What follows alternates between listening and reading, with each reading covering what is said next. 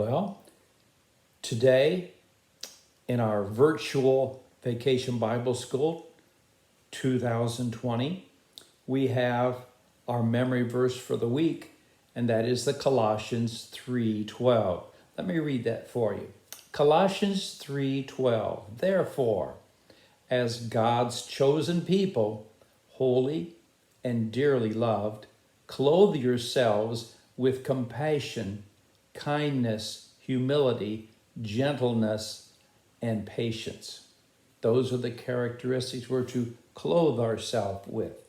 As we put on clothes in the morning to make ourselves look nice, well, we're to clothe ourselves with these inner characteristics: compassion, kindness, the patience, the humility, the gentleness, so that we'll be ready to go out in life and be good people.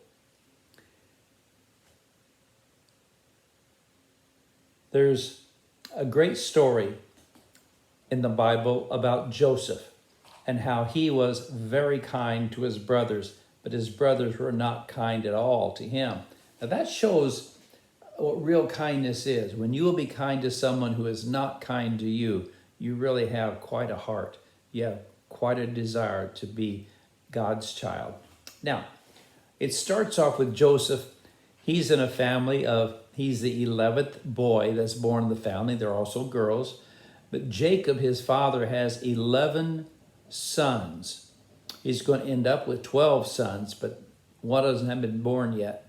And Joseph, he's around 17 years old, and his father gives him a very rich and ornate robe to wear because he favors him, because whenever he has Joseph go out and do some work for him, he always does it well. He sends him on a task to do. He does the task when he's told.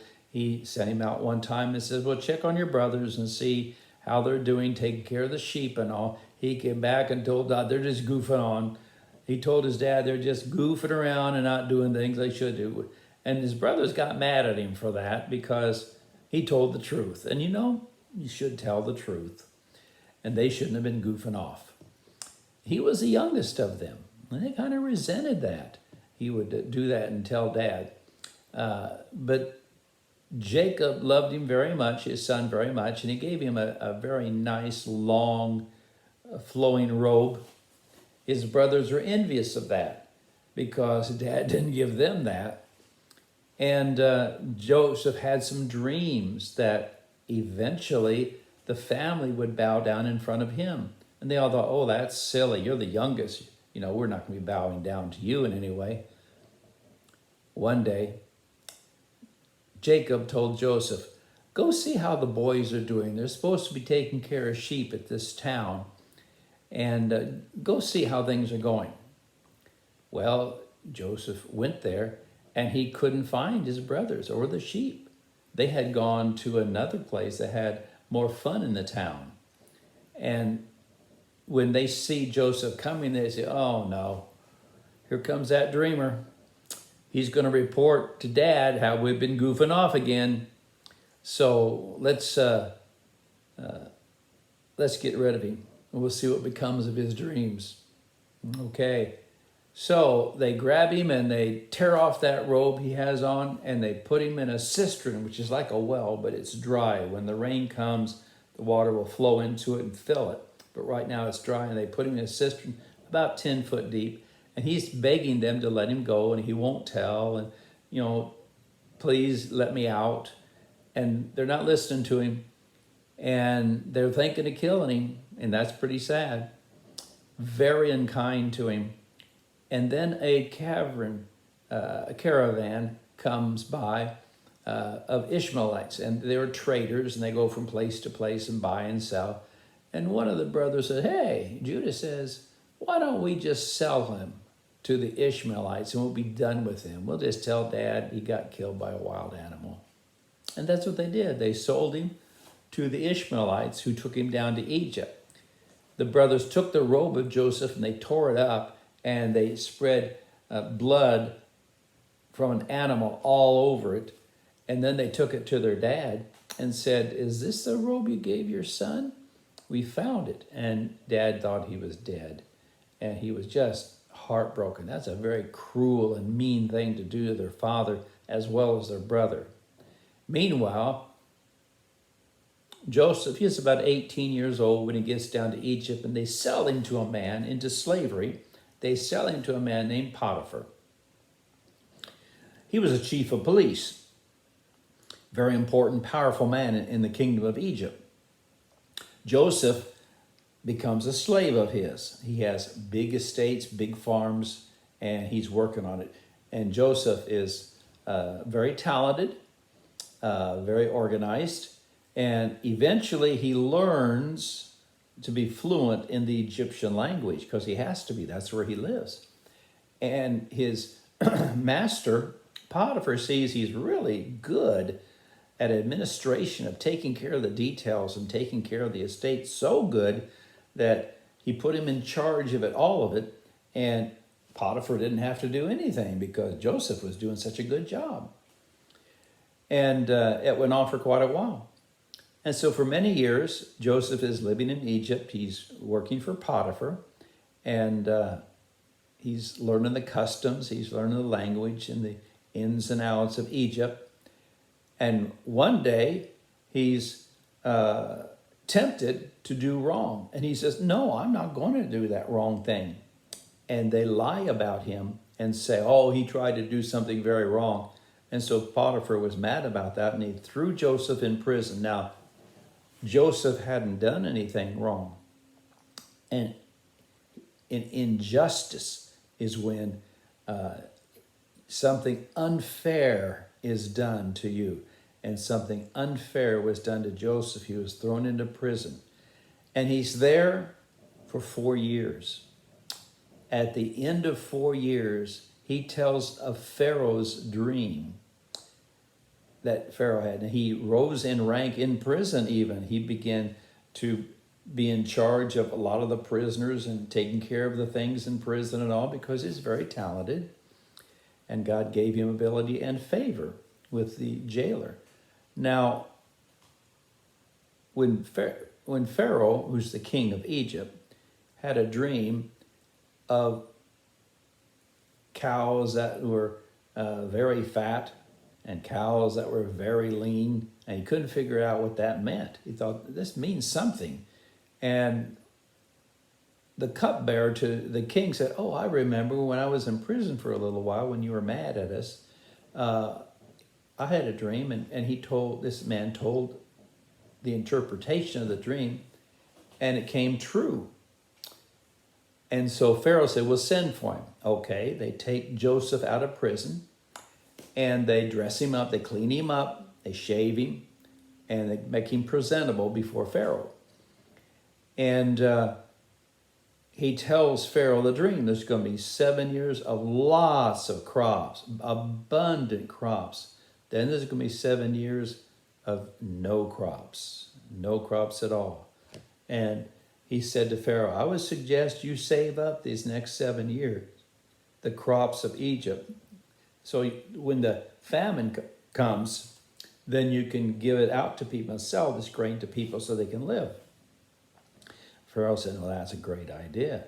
And you've got so much wisdom and knowledge that God has given to you. I'm going to let you be in charge of it." So he puts Joseph in charge of Egypt and in charge of collecting and later on selling this grain. There's lots of things that what Joseph was in Egypt that he did.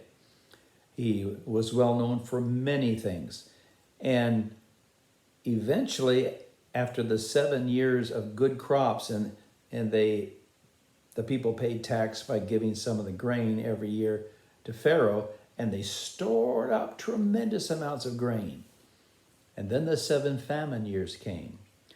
Now, meanwhile, back at his home place, Jacob is saying to his sons, "Why are you sitting here? We're starving. There's a famine everywhere.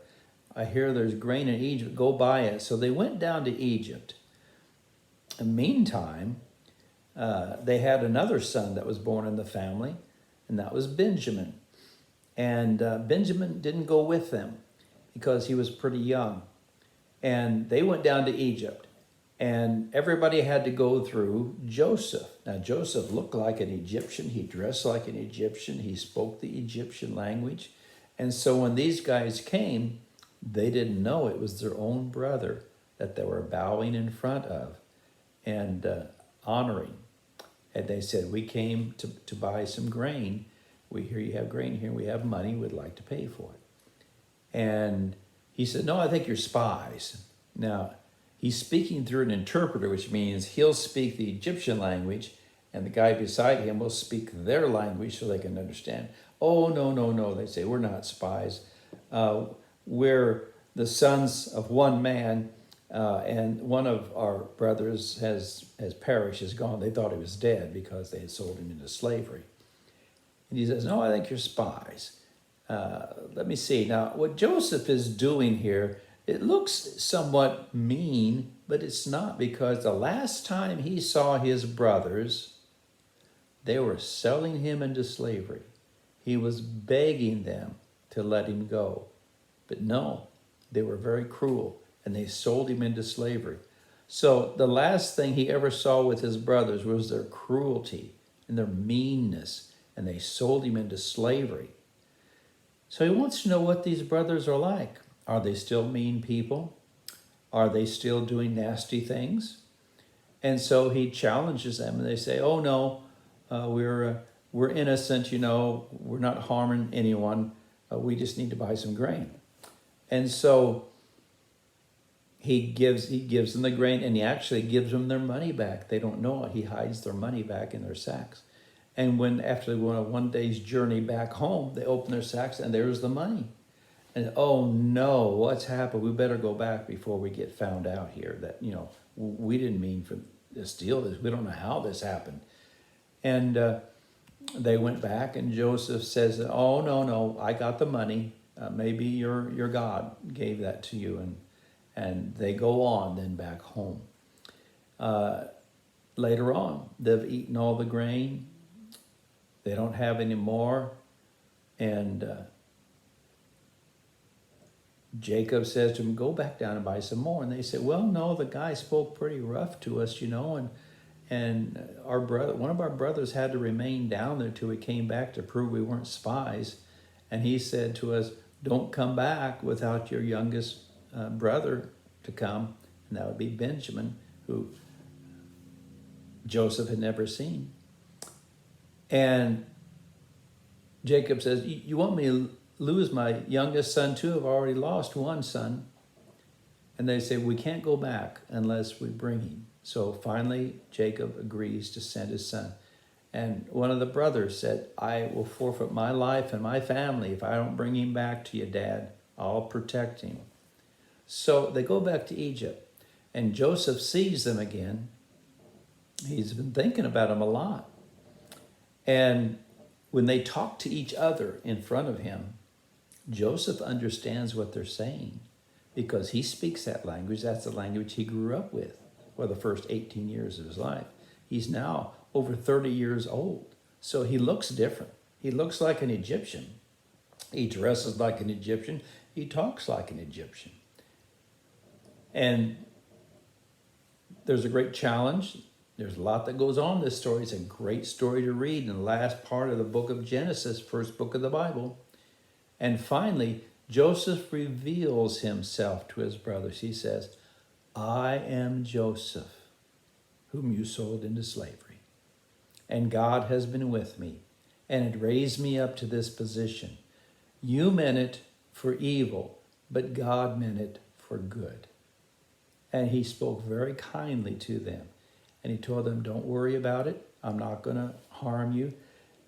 Have your dad and the whole family come up here down to Egypt, and we'll be taken care of here. And Pharaoh agreed with that. He said, oh, Joseph, yeah, bring your family down here. We'll give them the best place for pasture and everything. Okay. And so Jacob comes down, and Joseph says to his brothers, don't argue with each other on the way home, because, they could bicker with each other about what they did to their brother Joseph and blame each other. He said, don't argue with each other. God had a plan in all of this. And so he was showing them extra kindness.